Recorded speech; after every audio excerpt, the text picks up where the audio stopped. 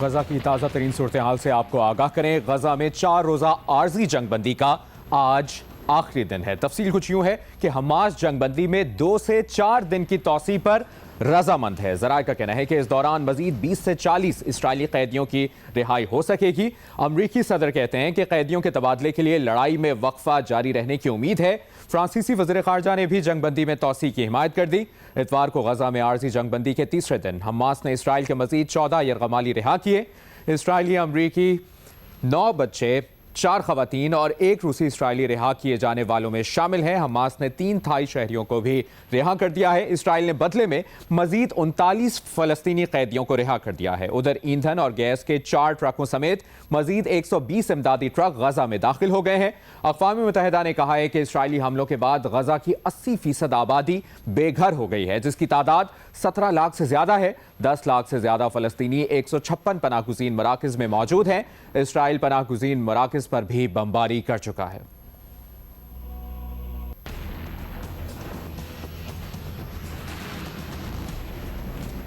اور اسرائیلی وزیر اعظم نیتن یاہو کا تازہ بیان، انہوں نے کہا ہے کہ امریکی صدر کو بتا دیا ہے کہ عارضی جنگ بندی ختم ہونے کے بعد اسرائیل پوری طاقت کے ساتھ غزہ میں مہم دوبارہ شروع کرے گا۔ تاہم یہ بھی کہا ہے کہ جنگ بندی میں توسیع کا خیر مقدم کریں گے۔ قطری ثالثی معاہدے کے تحت روزانہ 10 اضافی یرغمالیوں کو رہا کیا جا سکے گا۔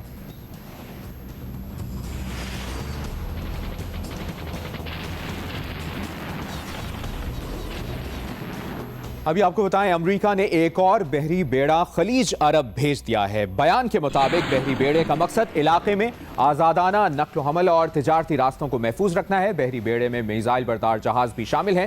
خطے میں تجارتی جہازوں کو بڑھتے خطرات کی وجہ سے امریکہ نے یہ اقدامات کیے ہیں۔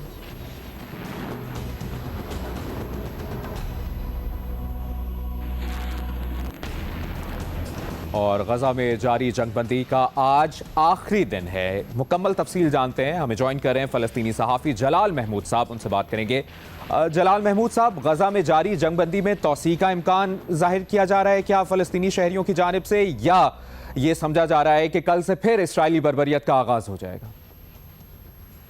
جی بہت شکریہ مبشر صاحب۔ دیکھیں، سب سے پہلے بات میں آپ کو اور آپ کے ناظرین کو یہ بتا دوں، اس وقت اگر غزہ کو دیکھیں گے تو کس طرح غزہ کی روڈوں میں، گلیوں میں عوام کا سمندر ہے۔ لوگ بیچارے پریشان بھاگ دور کر رہے، کوئی خوراک کی تلاش میں، کوئی پانی کی تلاش میں، کوئی دوائیوں کی تلاش میں، کوئی اپنوں کی تلاش میں جو لاپتہ لوگ ہیں بیچارے، کوئی ملبہ کے نیچے اپنوں کو تلاش کر رہے ہیں۔ پر عجیب و غریب منظر ہے، بالکل دل دہلانے والا منظر ہے۔ پہلے بات تو دوسری بات، میں آپ کے سوال کی طرف آ رہا ہوں کہ بالکل غزہ کے عوام پر امید ہے کہ انشاءاللہ اس جنگ بندی میں توسیع ہو جائے گی انشاءاللہ، کیونکہ جو بیانات آ رہی ہے اس وقت امریکہ کی طرف سے، اسرائیل کی طرف سے اور حماس کی طرف سے، تو یہ اس چیز کا نشاندہی کر رہے کہ یہ توسیع ہوگی انشاءاللہ۔ اور اس کی مین وجہ یہ بھی ہے نا کہ اسرائیل کو چاہیے اپنی قیدی، جو ان کی قیدی ہے اس حماس کی قبضہ میں، ان کو رہائی کروانا ہے۔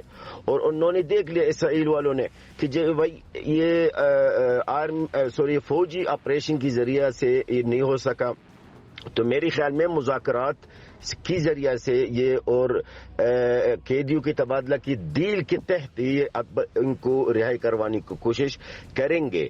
تو یہ میں جہاں تک سمجھتا ہوں کہ انشاءاللہ ہم پر امید ہے اور توسیع ہونے میں امکانات بہت زیادہ ہے، اور یہ بڑی خوشی کی بات ہوگی اگر انشاءاللہ توسیع ہوا، کیونکہ کم سے کم اس معصوم، اس بیچارے فلسطینی عوام کو ایک سکھ کا سانس لینے کا تو موقع مل جائے گا۔ دوسری بات مبشر صاحب، میں آپ کی توسط سے حکومت پاکستان سے ایک اپیل کرنا چاہ رہا ہوں، جو غزہ کے عوام کی طرف سے اپیل ہے۔ میرا یہ ہے کہ ہمارے ہمبل ریکویسٹ پاکستان کی حکومت سے کہ جو اس وقت فلسطینی زخمی ہے، وہاں پر ہے، غزہ کے اندر ہے، جن کا علاج بڑا مشکل ہے، ان میں سے کچھ لوگوں کو لائے، 500 لائے، 1000 لائے، جتنا لا سکتے ہیں، اور لانا اتنا کوئی مشکل نہیں ہے۔ ان کا علاج ہم کریں گے، ہم جو فلسطینی یہاں پر موجود ہیں ان کے لیے ہم سب کچھ کریں گے۔ تو میرے خیال میں اگر پاکستان کی حکومت اپنے اثر و رسوخ استعمال کرے تو انشاءاللہ یہ زخمی لوگ بھی آ جائیں گے۔ یقیناً جلال محمود صاحب، ہم بھی یہ چاہیں گے کہ غزہ میں جاری جنگ بندی میں توسیع ہو اور وہاں پر امن آئے غزہ فلسطین میں۔ بہت بہت شکریہ آپ کا جلال محمود صاحب، وقت دینے کے لیے۔ غزہ کی تازہ ترین صورتحال آپ نے جانی، آپ جیو نیوز کے ساتھ رہیے۔